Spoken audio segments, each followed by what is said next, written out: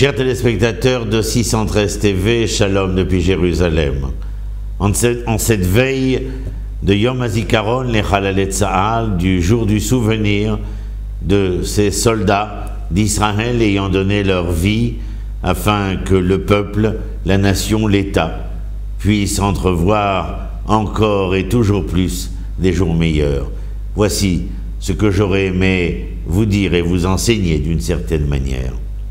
La Torah nous demande de construire un État, aussi attend-elle de nous d'être prêts à en payer le prix, bien sûr.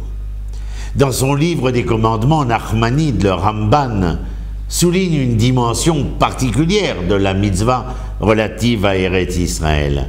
Il est impératif, dit-il, de ne pas abandonner la terre d'Israël à un peuple étranger, et au contraire, elle doit être rangée dans le cadre d'une souveraineté nationale d'un État juif. C'est en vain que l'on rechercherait dans la tradition juive un sage venant à contredire l'existence d'un tel commandement. Nous ne pouvons donc douter d'avoir reçu ici un ordre divin nous demandant d'être présents sur cette terre, sur ce terroir, d'y garantir notre autorité nationale, de bâtir un État et, dit Nachmanide, d'engager une guerre d'indépendance afin de reconquérir notre terre. Cette profession de foi est commentée de manière similaire dans le Talmud de Yerushalmi, le Talmud de Jérusalem. On y expose cette période où les Cananéens préférèrent le conflit armé plutôt que de reconnaître la légitimité d'Israël. Yoshua, qui guidait Israël, se montra alors très ferme. À la guerre, nous répondrons par la guerre. Le Sefer HaChinour, le livre de l'éducation, ramène une ordonnance qui fut attribuée à Rabbi Aaron Halevi de Barcelone. Celui-ci affirmait que quiconque pouvait combattre contre les 7 nations sans se mettre en danger aurait enfreint une loi de la Torah. Le commentaire du Sefer HaChinour, qui s'appelle le Minchat Chinour, s'interroge donc sur la question de savoir comment est-il possible de faire la guerre contre les 7 nations sans se mettre en péril? Et l'on répond que le danger ne doit pas être perçu au plan personnel, mais bien à l'échelle nationale.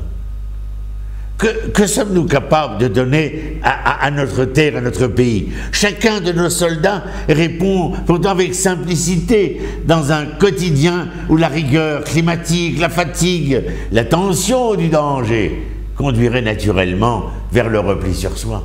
Et pourtant, eux ont choisi de développer au cours de longues années de formation et d'aguerrissement cette capacité à agir ensemble, collectivement, à s'épauler dans les épreuves, à se protéger mutuellement. Ils allaient vers la grandeur sans la rechercher. Simplement parce que leur cœur les poussait vers ce rôle qui s'inspire du meilleur de la nation et de l'idéal d'Israël. L'injonction divine de conquérir sa terre est liée à un impératif certain du don de soi, Messirut Nefesh.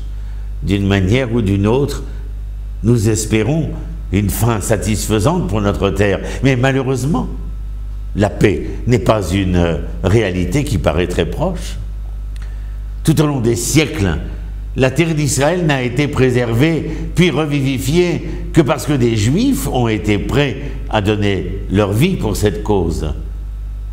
La construction de notre État passe à travers le dévouement des Juifs. Il ne s'agit pas seulement d'une donnée théorique.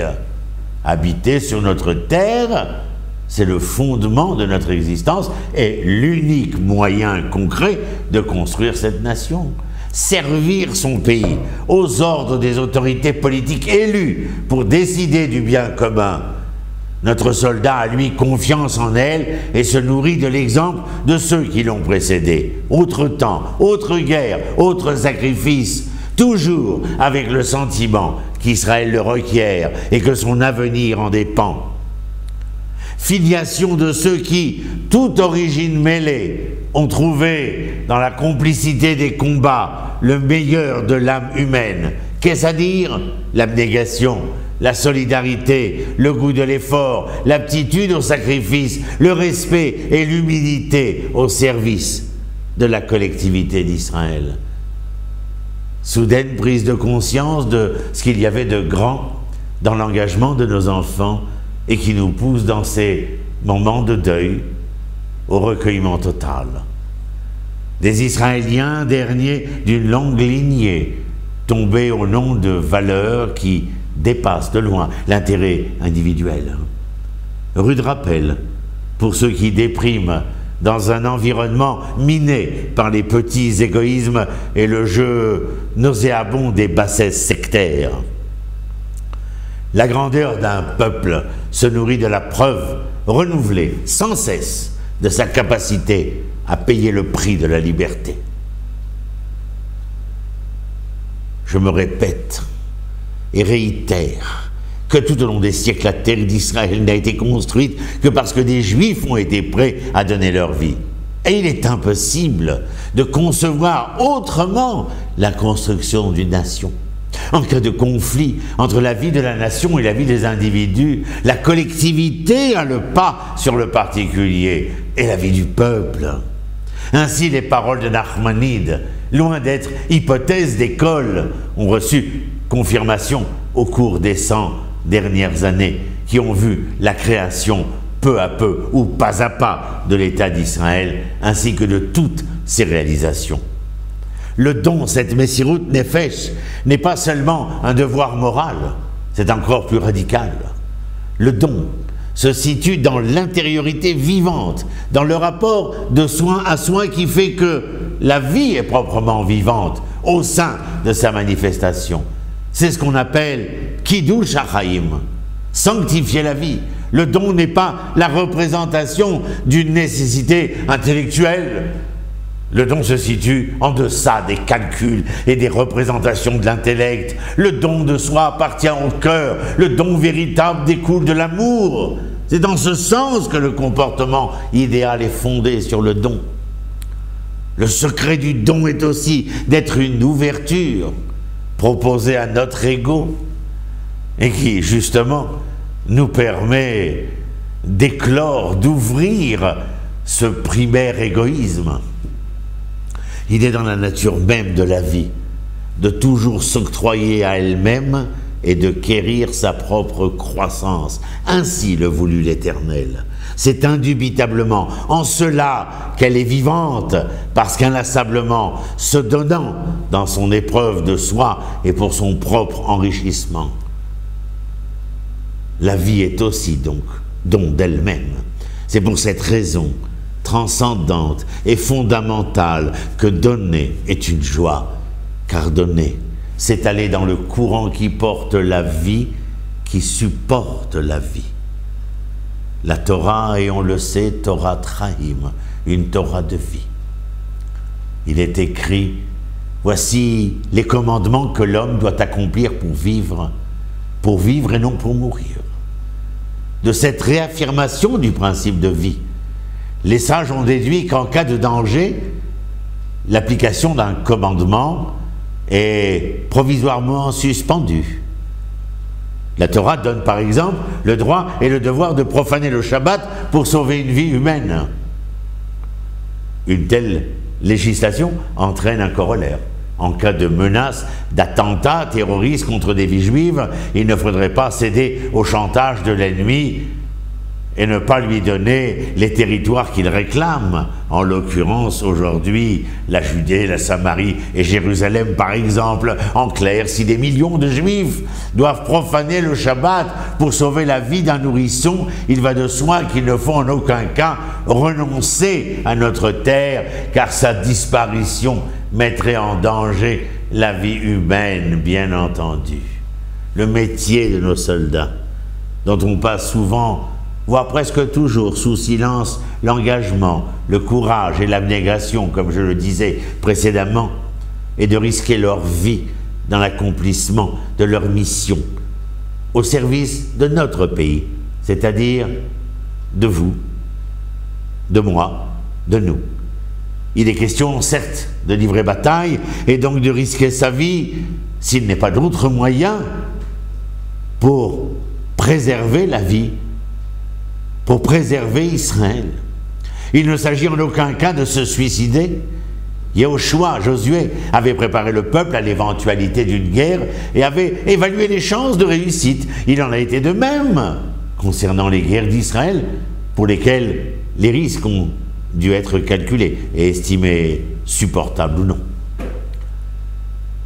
Vivre en Israël et s'y maintenir, confronté à des antisionistes notoires et criminels et autres antisémites, se fait au prix d'une guerre de défense qui comporte en soi des dangers. Un soldat s'engage pour son pays et non pour une politique. La politique varie, son engagement reste, prêt au sacrifice suprême pour la terre et le peuple d'Israël. C'est pourquoi, quelle que soit la politique menée, l'abnégation du soldat mérite le respect. Ce qui n'empêche d'ailleurs pas la critique de la politique qui a abouti à ce sacrifice. Mais c'est une autre histoire. À chacun ses responsabilités. Certains parlent beaucoup et raillent, car il est tellement aisé et facile, mais ils devraient examiner les choses avec un peu plus de décence. Combien d'entre nous sommes véritablement disposés à risquer notre vie pour une cause qui nous dépasse? Les arguties des sentencieux pèsent bien peu face au sacrifice volontaire d'un homme et au fond n'apparaissent que pour ce qu'ils sont, des loques camouflant au choix l'inconscience, la bêtise ou la lâcheté. Que vaut un pays pour lequel nul n'est prêt à périr? Si l'existence de l'homme n'avait rien qui le surpasse, si l'objectif des hommes était leur continuation optimale, quel chagrin, quelle langueur, quelle consternation! Rappelons-nous ces douloureux propos de M. Marc Bloch, et je terminerai avec cela. Je le dis franchement, je souhaite en tout cas que nous ayons encore du sang à verser, même si cela doit être celui d'êtres qui me sont chers. Je ne parle pas du mien auquel je n'attache pas tant de prix, car il n'est pas de salut sans une part de sacrifice, ni de liberté nationale qui puisse être pleine si on a travaillé à la conquérir soi-même. Marc Bloch n'était pas de ces intellectuels, d'autant plus farouches qu'il reste bien au chaud dans les salons. Il est lui-même mort fusillé par les nazis durant la Seconde Guerre mondiale. Chers amis, en espérant que nous allons inexorablement vers des jours meilleurs, des lendemains plus enchanteurs, je vous dis shalom depuis Jérusalem et à très bientôt pour une nouvelle émission.